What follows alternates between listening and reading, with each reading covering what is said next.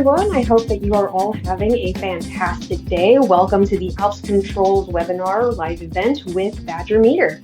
Joining us today are Rick Heidvogel, the National Account Manager at Badger Meter. He brings over 35 years of water technology industry experience, and we are also joined by Ryan Nice.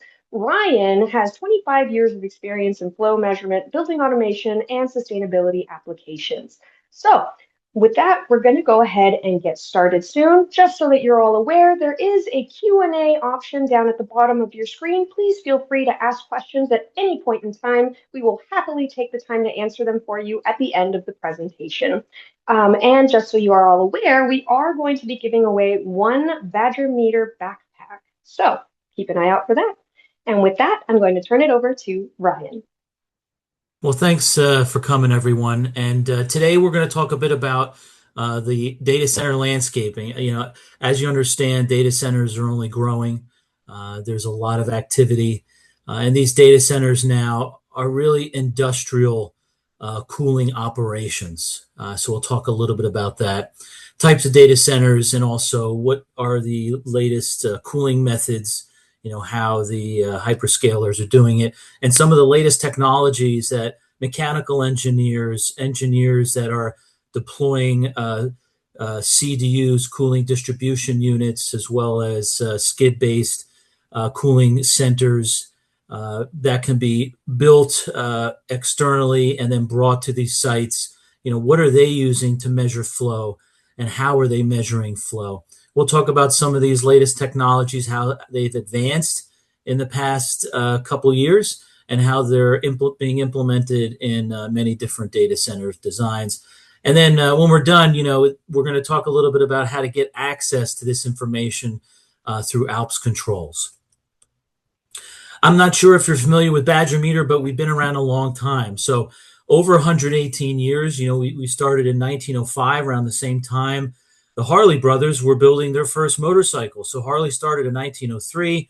Badger Meter started in 1905. So while they were making their first motorcycles in a shed their dad made them, right outside, they kind of kicked them out of the garage and said, make these bikes here because I can't take it anymore. Across the road, we were making our first flow meters. And so the flow meters we first designed were the nutating disc style meters. You may see them now in a lot of Division 22 potable water type applications, but since then they've been redesigned many times. Claim to fame for those things is that they can be replaced, the internals, during the cold winters of Wisconsin, and put in place without taking the meter out of the line. But since then, obviously, we've been designing all types of flow meters. These latest designs we're talking about for data centers and mission critical solutions are going to be all digital metering technologies we'll talk about. But we manufacture everything. We can support and supply parts. We can solve problems if needed, and be at sites for service and startup reliability. So let's go over data centers as we know it, right? Big market, continuously growing. You have a lot of data being used for many different applications around the world. And it's only exponentially growing here. So as you can see here, 5.73 billion is the 2026 figures. They're going to continue to grow over the 700 billion mark by 2030. So what this means is denser rack systems, right? More BTUs they need to calculate that are coming off these high dense, high powered units. So more and more cooling is going to be necessary. And to be honest, more direct-to-chip cooling is going to be necessary in data centers.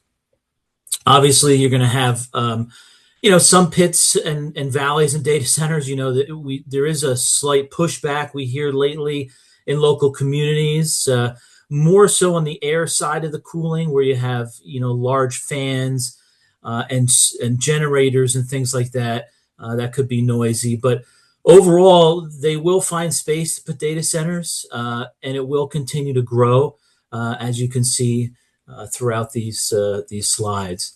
Now, understanding data centers, you guys may already understand a bit about this, but starting from the right to the left here, the smaller enterprise solutions do need cooling, and they're going to be located in universities and campuses and banks, and they will house their own, data center racks. Now, these are going to be quite warmer than any typical room in these enterprise locations. So cooling is going to be necessary. The correct air exchange throughout these rooms are going to be necessary. But we do see more and more people moving towards co-location, which is a data center that's built, and they create a utility out of it. They're renting space to banks, to renting space to universities, renting spaces, to larger companies if they don't want to take on ownership and management of the data centers themselves. So these co-locations are continuously growing as well. Obviously, understanding the amount of energy that is being used by these co-location owners is very important. They're going to be installing BTU energy metering as well, so they can use that information to accurately bill their tenants. And the hyperscaler side, this is really where things get interesting. This is going to be a big chunk of that $700 billion that's being needed over the next 4 years. But these are the large campus size hyperscalers that are building out data centers. They're using some of the latest technologies. They're creating very compact CDU units to cool their rack systems. But this is where some of the latest technology from NVIDIA and AMD and some of the others will be utilized. And like I said, these rack systems are only getting greater and greater. And so you're going to find that these co-locations, these hyperscalers are going to have direct-to-chip cooling, which is going to be really important for correct energy and flow measurement.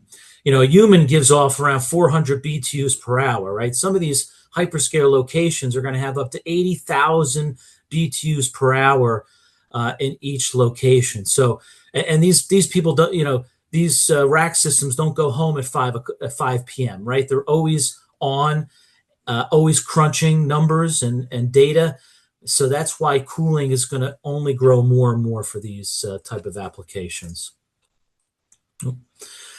So what we see here when measuring water flow, when measuring energy, uptime is important. That basically means that nothing is going to crash. There's no hot spots within the racks.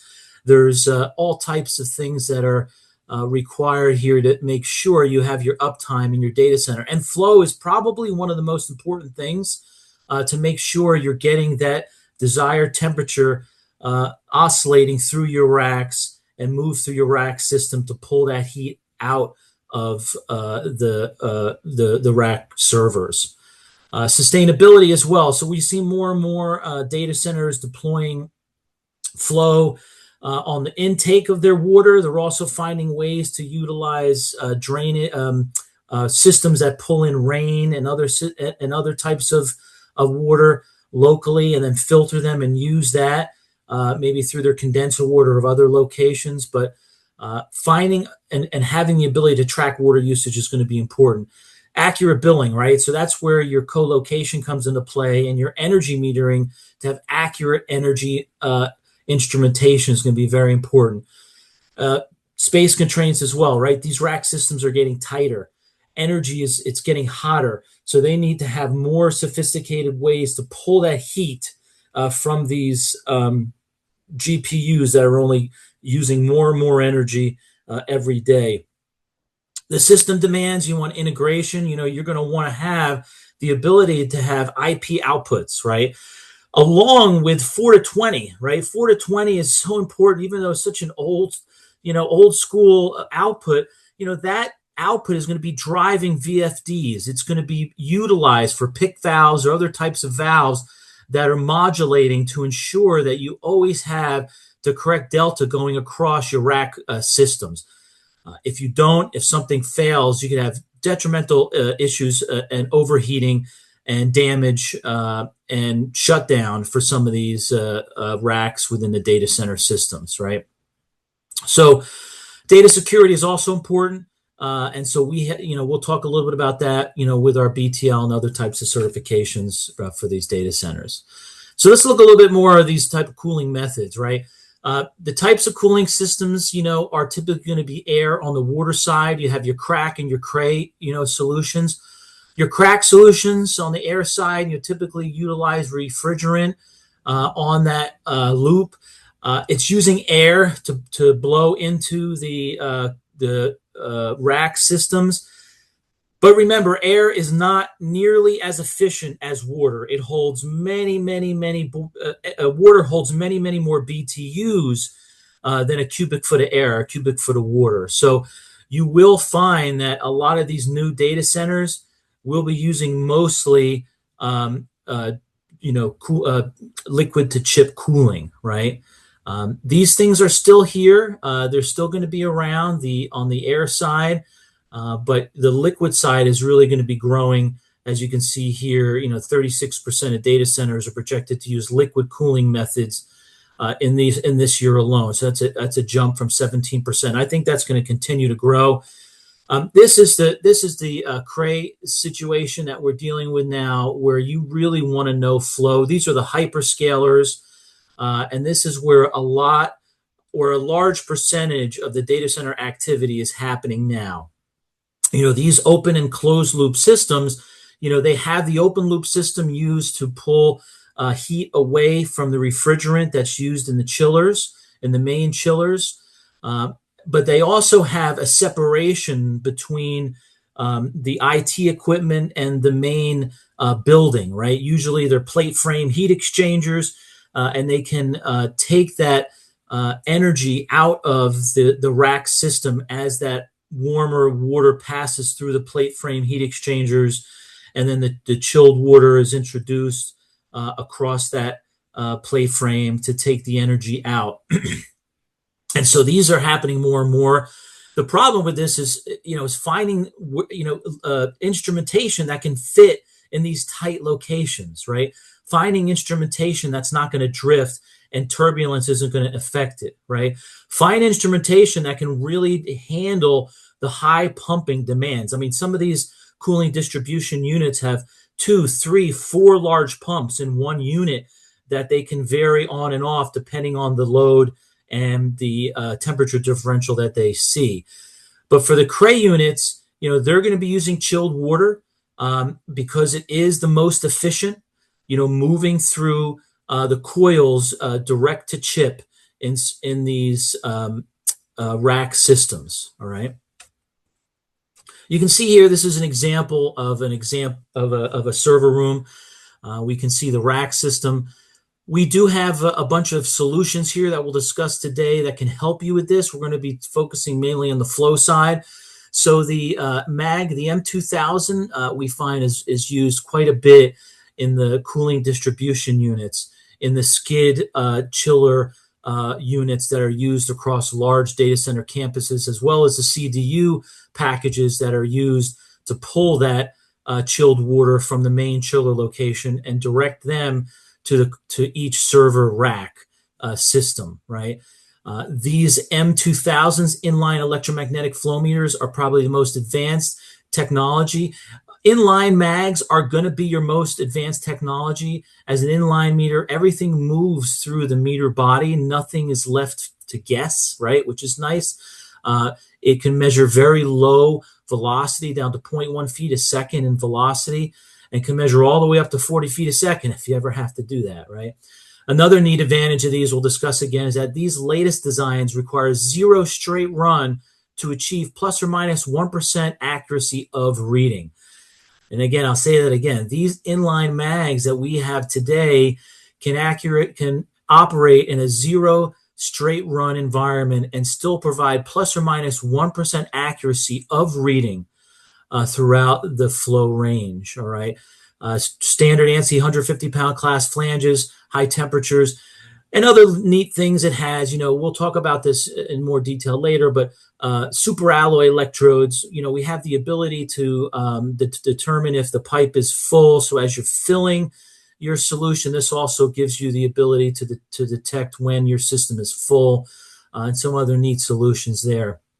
We also have a strap-on ultrasonic. This is our TFX 5000. Again, very accurate and it is also a disruptor, I would say, in the flow meter space, in the data center, hyperscale, co-location, and enterprise space as well. These meters now sample the flow over 50 times in 1 second, and they can get down to 0.1 feet a second of velocity, just as the inline mags can. So a real disruptor space, and you don't have to do any welding on site. That is a very problematic solution when data centers are up and running, because to bring in welding machines, to have arcs that could possibly happen, to have high voltage equipment inside the data center is something a customer does not want. So these TFX 5000s have really saved the day with something with those issues that they have. So let's again talk a little bit about the inline mags, right? These are inline electromagnetics that you have access to through Alps Controls and Badger Meter, right? These are basically like a piece of pipe. So when they're installed, the system doesn't know, in the sense there's no pressure drop across it, right?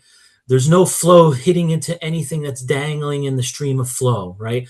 No vortices are shedding off of it, shaking it all day, like typical insertion meters, right? This meter does not need any straight run, right?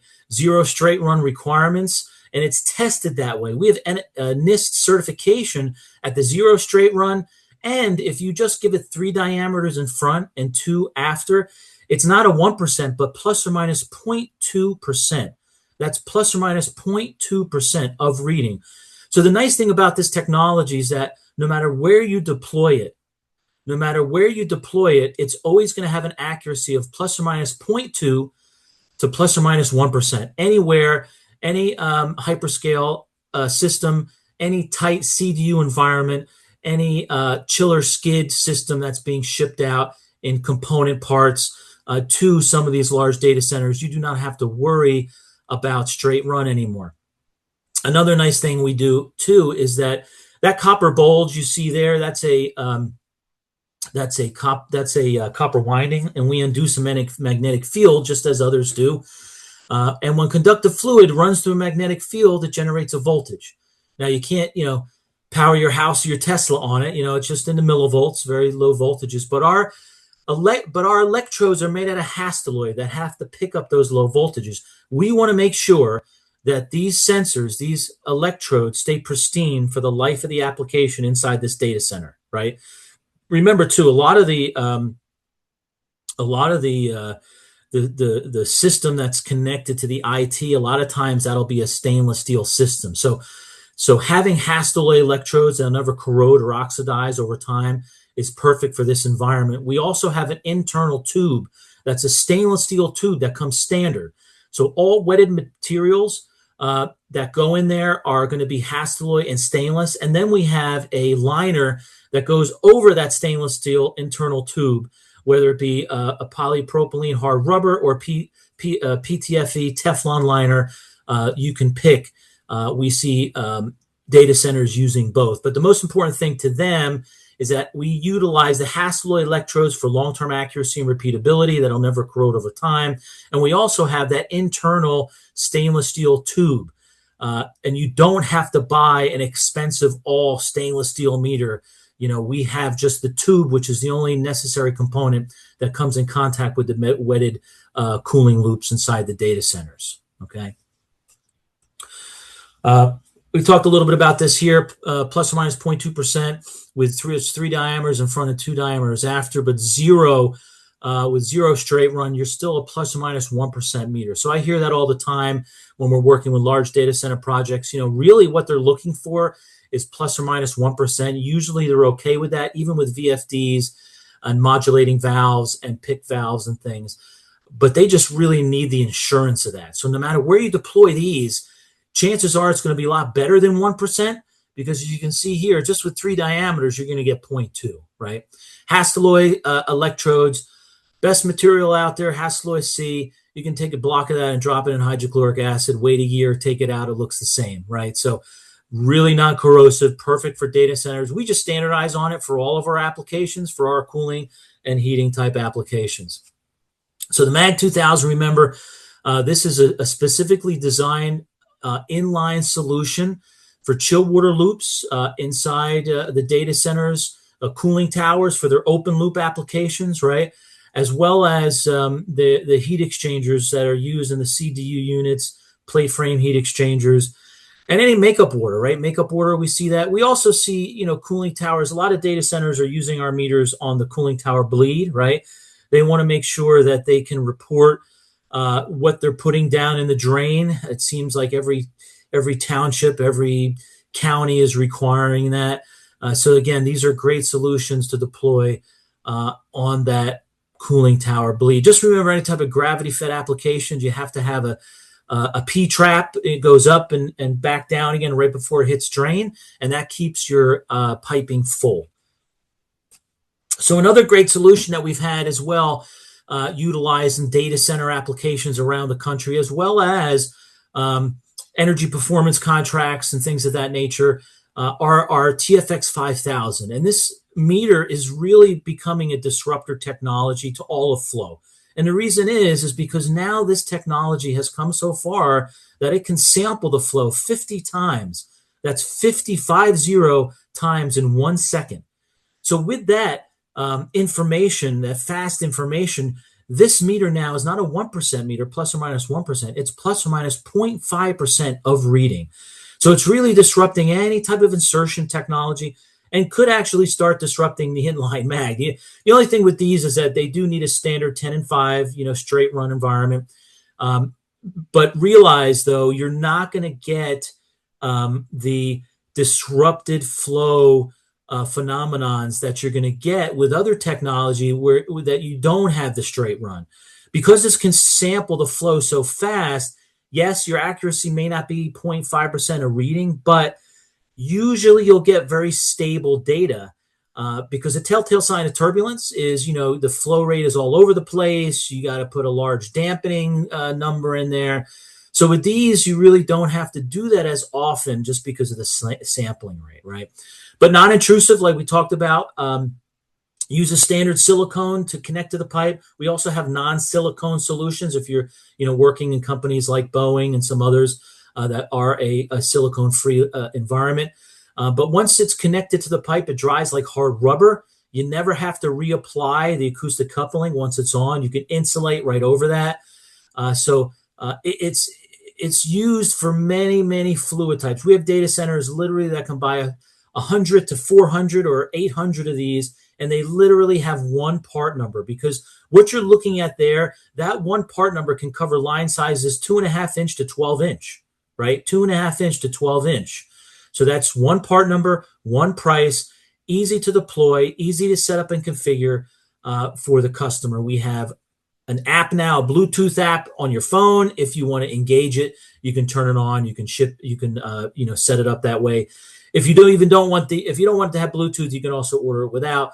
But we do make it very easy to set up and configure it. And now these also offer some of the latest outputs, just like the inline mag does. It offers the BACnet IP, the BACnet MSTP, Modbus IP, TCP IP, which we are seeing sometimes in data centers. Believe it or not, a lot of these data centers just want 4 to 20 just to drive their PIC valves and to drive their VFDs. But some of them are also asking for the IP side, and so we can do that as well for them. Another great thing, too, is that, because these can be utilized for many, many line sizes, it's very easy to deploy, and they can be installed at a fraction of the time, at a fraction of the cost, right? So when you're looking at a timeline schedule and you're trying to order 1 million insertion mags or other type of technology, and now you got to wade in, okay, what's the time frame it's going to take to weld all the valve assemblies on top of the pipe? Are they going to be close to some equipment that, could get hit by arcs and could get damaged? What if they don't read the directions and these valves are stuck there forever? Once you weld it, you own it, right? So this eliminates all that. You can deploy these at a fraction of the time, at a fraction of the cost.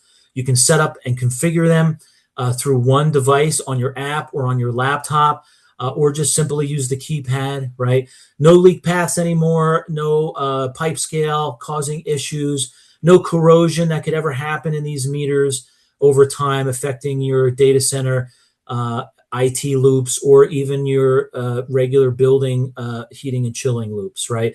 Another nice thing is these have flow and energy all built in, right? So you can order these as one complete flow and energy solution for the customer. Easy to deploy, easy to wrap the RTDs around the piping. We do, for PVC piping, we do have well-mounted RTDs if you're doing it for open loop applications like condensers and all. So a lot of great stuff here. A nice thing too with these is that the very low clearance. So these things are only 2.5 inches off the pipe. Because as you know, when you look around a data center, where all the straight runs up, they're all at the ceiling, right? So at the ceiling, you don't have any room for any type of insertion technology because they're going to hit the ceiling. You don't have any room on the side of the pipe because you have another pipe that's pretty close by. But these transducers are only 2.5 inches off the pipe, right? Very easy to find that clearance and very easy to find your straight run. So again, these are used for a lot of different applications that you're familiar with. Chill water loops, it works wonderful. Plus or minus 0.5% of reading. Extremely accurate, twice as accurate as traditional insertion mags out there. Cooling tower applications, condenser water, heat exchangers, right? Even if you have dirty condenser water, this won't bother it. This will punch through wastewater treatment fluent lines, right? So condenser water is nothing for it. Makeup water, again, makeup water is another great solution to determine leaks throughout your facility and throughout the data center, and all the water reuse and conservation. So as this water even makes it back out of the barrels it's doing collection on and to the filters, you can measure it at its dirtiest point and never even come in contact with the application. Another great solution too, remember, is that we took the brains and the guts of our permanent solution and packed into a powerful, portable ultrasonic meter, right? The DXN5P, has 3 days of battery life. You can walk around a facility. You can validate that pumps are running as they should. You can validate the delta T off a CDU system and a CDU rack. You can validate your flows. You can validate valves are seating right. This is a great tool. This data logs. This has 35,000 data points it can log. You can be plugged in if you want to leave it for a day, a week. This does flow. This does energy. This has 300 sites you can save. So this is really popular for data centers as well as for hospitals, universities, where they can have one of these at hand and check each location in a building they need, and then save that location. Building 2. CDU8 chill water supply, and they can put that name in after they've set it up and calibrated it. And next time they're at their sites, they scroll through their sites' names, they find it, hit the button, and it's ready to go and calibrated, right? So again, this is also BTL certified, just like the other three, like the inline mag, the M2000, just like the TFX 5000.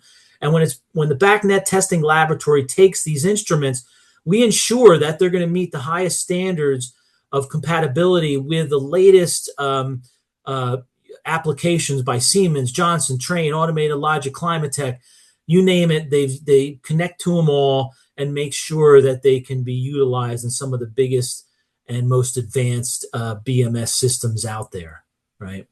But again, no moving parts, easy to deploy and easy to set up. And here's the clearance again, as you can see, this is again, same transducers for the TFX 5000 and our portable, the DXP. If you look at this setup here, one thing to take away here is, remember, with an ultrasonic, just like an inline mag that you saw, the M2000, it's sampling the entire cross-sectional area of the pipe. Unlike an insertion style that's just like a target meter that's just sampling a small little section, this is sending that sound wave through the entire cross-sectional area. And an easy way to explain it, think of a river, right? When the river is running, if you try to swim upstream, it's going to take you a lot longer to swim to where you need to go. But if you're swimming downstream with the current, you're going to get to where you got to go a lot faster. Same thing happens here. When there's no flow in a pipe, these signals that are sent and received by both of these, it's turned on and off, they're both sent and received to each other, happen at the same time. But once flow starts, one signal travels with the flow. The one that's going with the flow gets to that one sooner. The one that has to go against the current or against the flow takes longer. Faster the flow, wider the time difference, right?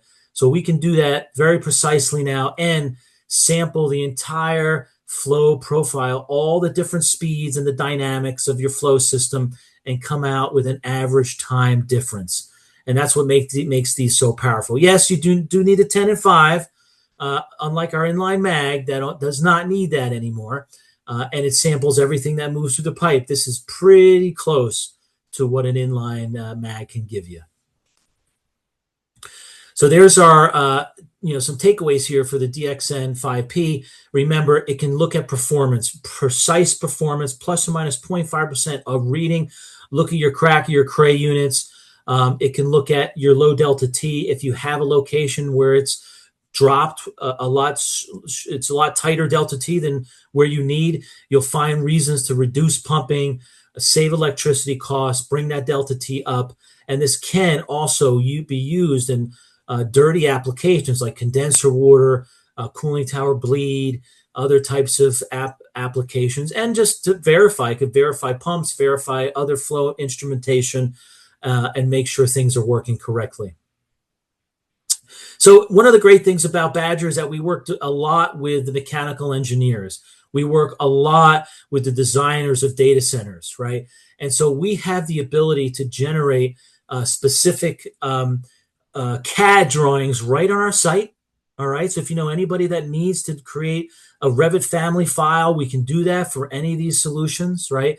We also have Master Spec AIA, Division 23, instrumentation and controls, as well as the Division 42, more industrial cooling systems for data centers, ready to go in a Word document if you feel, some of the customers you're working with deserve to see these new technologies or these more advanced technologies. So we have that available to you guys.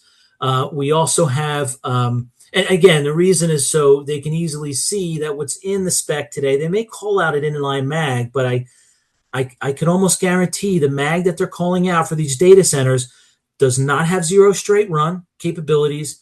It does not have Hastelloy electrode, and it may not have a pipe air gap alarm that helps with the filling sequences, and some other things. So I could almost guarantee 100% it'll be an approved equal. It doesn't have to be basis of design, even though it'd be nice, but an approved equal will give you guys and your customers up-to-date solutions with that zero straight run technology. Badger is also in Master Spec and Spec Link, and that's our latest. We got in Spec Link last year, and that gives us and the engineers utilizing Spec Link the access to these advanced flow technologies. And then again, the Division 23 master specifications will be available to you through Alps Controls in the Word document, as well as obviously the data sheets and things of that nature. So I appreciate your time today. Hopefully you guys learned a little bit about some additional solutions that are out there, the advancements that Badger Meter is making in these digital flow solutions for data centers, and the CDUs and the large chiller capacities needed inside this growing technology. So let us know if you have any questions. Thank you for your time. All righty, everyone. Thank you so very much, Ryan. What we're going to go ahead and do is show you guys a little bit of how to navigate our website and find all of the Badger Meter products that Ryan was so kind enough to explain to us. So I'm going to go ahead and share my screen. Now, please do keep in mind this is a demo account, so any pricing that you see on here is not accurate. So this is our Alps Controls website, and there's honestly a couple of different ways that you can get to any of the products that were discussed today. However, the best and easiest way would be to go to manufacturers. So we're going to go ahead and click on that. And then you scroll down a little bit until you find our lovely Badger meter. Click on that.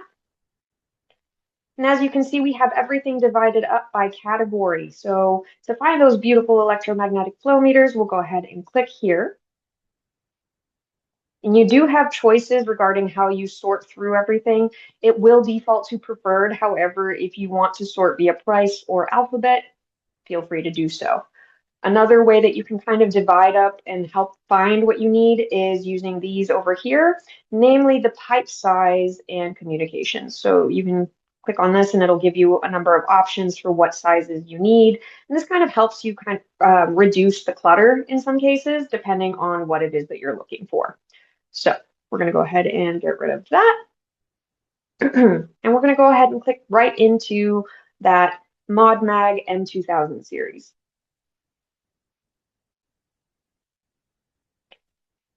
As specified earlier, we do have a lot of the documentation for each product here on the side underneath the general description, the about the product. You can click on the specification sheet and it will take you exactly there.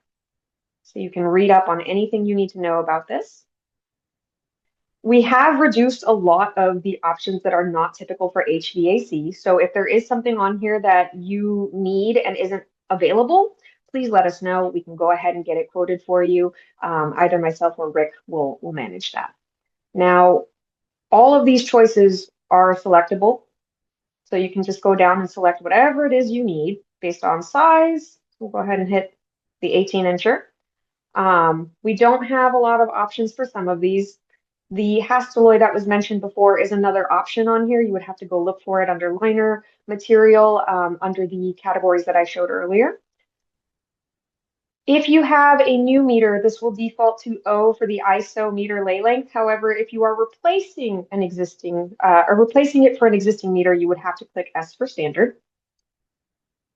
And once you finish up here, you basically, if you only need the one, go ahead and add it to your cart.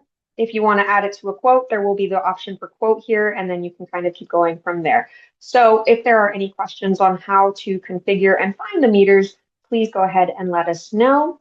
And with that, I'm going to go ahead and stop sharing. And I'm going to start looking at our questions. Let's take a looky-loo. All right, so we're going to go ahead and we've got a couple of anonymous ones.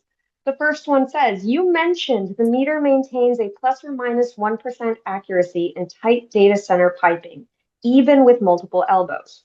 What about piping with valves, plate frame heat exchangers, etc.? Yeah, that's a great question, and yeah, it still does not matter. The ability of our meter to measure turbulent flow and still maintain plus or minus 1% is really sort of revolutionary in this industry. So yeah, so you can install it right coming out of those plate frame heat exchangers. You can install it right after a valve. I mean, if you have a choice to install it before a valve or after a valve, I would do it before a valve every time. But yeah, in these tight locations, this is what they're looking for, and this is what we can supply them. Wonderful. All right, another anonymous attendee asks, beyond flow, what other diagnostics can the DXN5P help with? Yeah, that's a great question. So actually, that's helped in a couple different ways. So one of the most important ways I think is that it could actually it's what's called a hybrid, which I didn't mention, but it is a hybrid. So it can do not just transit time, but Doppler. And Doppler, where that helps is that if for some reason you put the meter up and you're measuring flow, but it seems intermittent, you're getting a signal and then it drops out, and then you get a signal and it drops out. That could be a telltale sign of air in your system with bubbles. And so by having this dual technology built in, this hybrid, you can put it to where it does both. And so as soon as the transit time signal, because once you get more than 30% entrained air in your system, which obviously you don't want, that's when ultrasonic meters can start dropping out their signal strength. So obviously you never want 30% entrained air, but you could have loops around your facility that the bleed system just isn't working right. So when you put your ultrasonic on, you'll see a flow reading, but then it could start dropping out. And what it'll do is automatically change over to the Doppler. And if you're measuring flow in the Doppler, then you know now it's bouncing off of bubbles, a lot of bubbles. And they're being trapped and kept inside that loop. And a lot of times they realize, oh yeah, my bleed valve is bad, and they go fix it or put a new one on or oil it, and everything works fine. But that's one of the things we've seen this do quite a bit, is to tell when you have entrained air in your hydronic loop, which is very hard to do sometimes, and this meter can do that with the hybrid technology. All righty, let's look at another question. That will be one from Martin Altschul. I hope I didn't mess that up. Are there some pipe materials that the ultrasonic meters will not work through? No, that's a great question. In our world, there really isn't many, so you can do pre-insulated pipe, we find that works fine. PVC, carbon steel, black iron, galvanized pipe works fine. You can also use stainless steel. I mean, some of the only pipes we found that don't work are fiberglass piping. It has air pockets in the pipe walls. We've even seen it work fine for concrete piping, but you just have to make sure the concrete is solid, and there's not air entrapment inside there. But yeah, for our world, it can work for probably 95 to 99% of your applications. Wonderful. We have another question from William Michaud. I hope I didn't butcher that either. Is this recording going to be available? This will help educate some of my customers. Thanks. Absolutely, William. This will be available on the Alps Controls YouTube in the beginning of next week. And another question from Gerardo Vergara Monroy. Can you comment on the main differences between an inline and an insertion electromagnetic flow meter? Oh, yeah, that's a great question. Yeah, the inline and the insertion are really two very, very different meters, even though they do call it, they do say they use electromagnetic technology. And the reason being is, remember that the inline mag, everything has to pass through the mag. And the entire flow and the entire profile of the flow is encapsulated inside the magnetic field, right? And when the entire flow is inside that magnetic field, it creates a specific voltage, right? It's a little different with an insertion. Insertion is just sampling a section of the piping and creating a magnetic field around the sensor. And so when that water moves through that section of the magnetic field, it creates a voltage, but it's only proportionate to that location that that little magnetic field is around. And whatever they tell you, magnetic fields can't be that wide, or they're going to need a lot of power. So insertion meters just have a small magnetic field, and you're only sampling a small amount. And so what we find is that inline mags are not being replaced. What is being replaced is the insertion mags, and they're being replaced for the ultrasonic, because that ultrasonic now is a simpler installation than even an insertion. And now it could sample the entire cross-sectional area of the pipe, not once, but twice, and get a true representation of your flow profile. So the best of the best is going to be the inline mag. And I think, as you can see, even a giant 18-inch wasn't outlandishly priced. Wait till you see what an 8 inches and a 6 inches, they're even better. But when they don't want to cut the pipe, or you have your system running, the ultrasonic is becoming a far better solution than that insertion mag. Wonderful. An anonymous attendee is asking, what is the clearance required for the TFX 5000 when measuring chilled water being sent to the racks? Is it less than an insertion mag meter? Yeah, that's a great question. And yes, it is. A typical insertion mag is going to need 18 to 22 inches of clearance around the piping just to get that inserted. I mean, once it's inserted, it obviously is less because it's half of it, because half of it's in the pipe, but you have to get it up over the valve first. You need all that clearance around the pipe. The ultrasonics are only 2.5 inches off the pipe, and they're right on the side of the pipe. You never want to put them on the top of the pipe because you have an air gap, and you never put them on the bottom because you have sediment, but anywhere around the sides of the pipe work great. So there's a significantly less clearance you need, and the footprints are small. So even a 10-inch chill water line, the footprint is only going to be about 5.5 inches apart. So not only do you have a small, do you have small clearance to worry about, but the footprint is still very small as well. So really, it's night and day compared to insertion. Insertion, it does work, but it's definitely becoming an outdated technology. Fantastic. We have two more questions. One anonymous attendee asks, is it okay to put inline mags on both the suction and output side of the pump? Now, that's a great question. Yeah. And when you want to put any type of metering, well, especially inline mags, is you want it on the output of the pump, not the suction. Because once you get to a certain vapor point of the water, it tends to start having a negative pressure, right? So when suction, you can easily get a negative pressure, and what could happen is any inline mag, the liners will start to get sucked off. So don't put any type of mag. Doesn't just mean ours. Any mag. Don't put it on the suction. Put it on the output of the pump, and you'll be good to go. And usually, most customers like the output anyway because you get better head pressure. You don't have to deal with almost negative pressure or vapor pressure. But yes, output is the very best to use. Okay. Actually, we got in another question from another anonymous attendee. You guys are shy Mhm. today. Can the TFX 5000 or DXN 5P be deployed without Bluetooth capabilities to meet data center security requirements? Yes, so you can order them without any Bluetooth on the meter, and we do that a lot for other big aerospace companies and other companies. So yes, not a problem. Wonderful. And Gerardo has come in again asking for installing the ultrasonic transmitters to the pipe. Do you need to prepare the pipe and or apply gel for a positive contact or reading?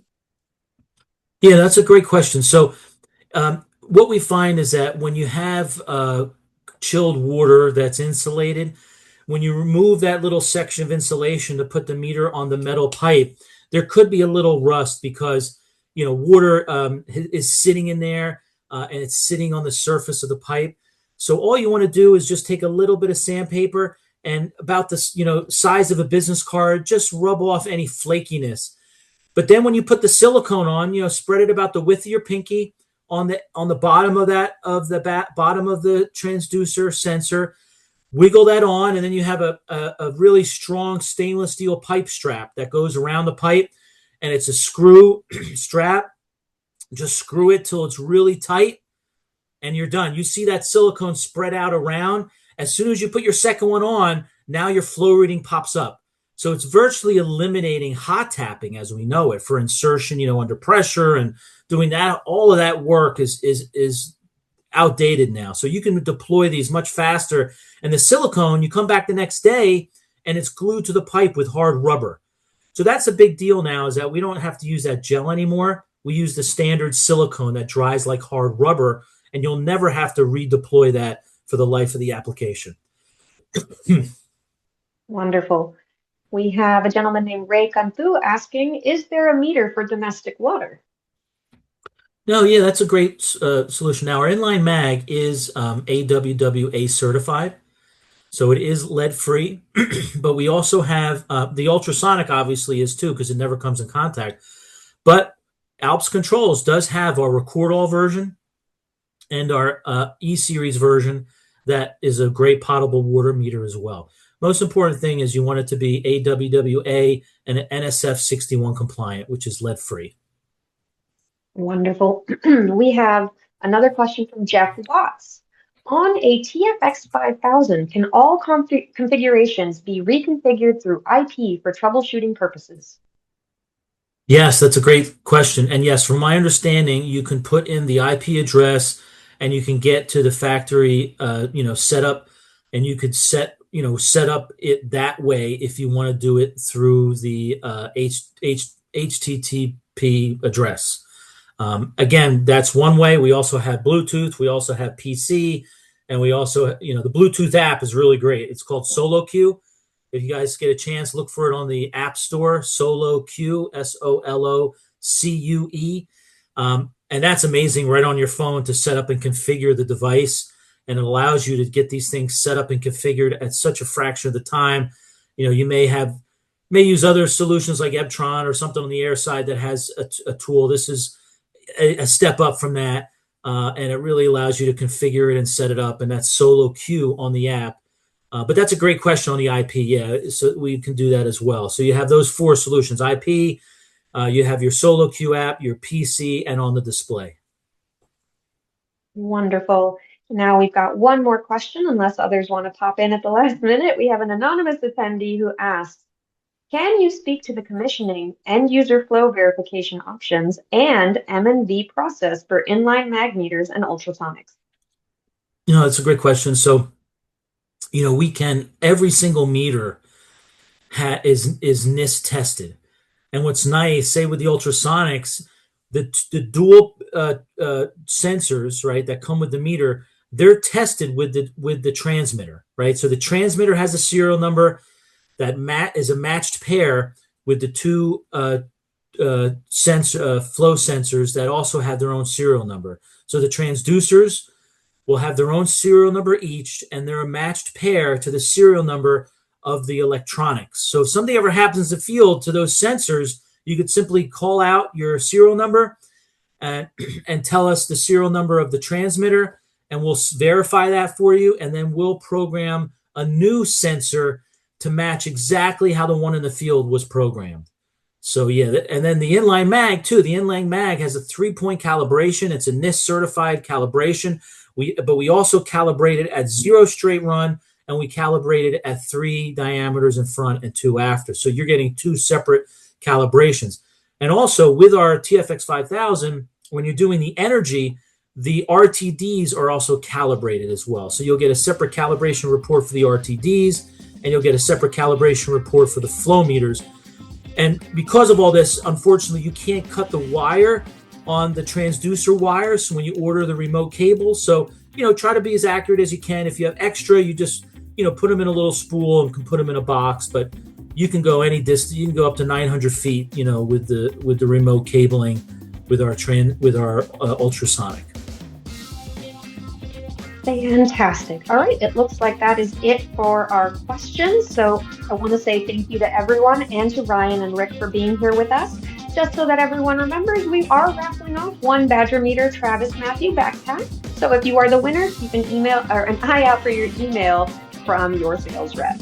If anyone has any questions, please feel free to email myself or Rick Heidvogel, and we will happily get them answered for you. Have a fantastic day, everyone. Thank you.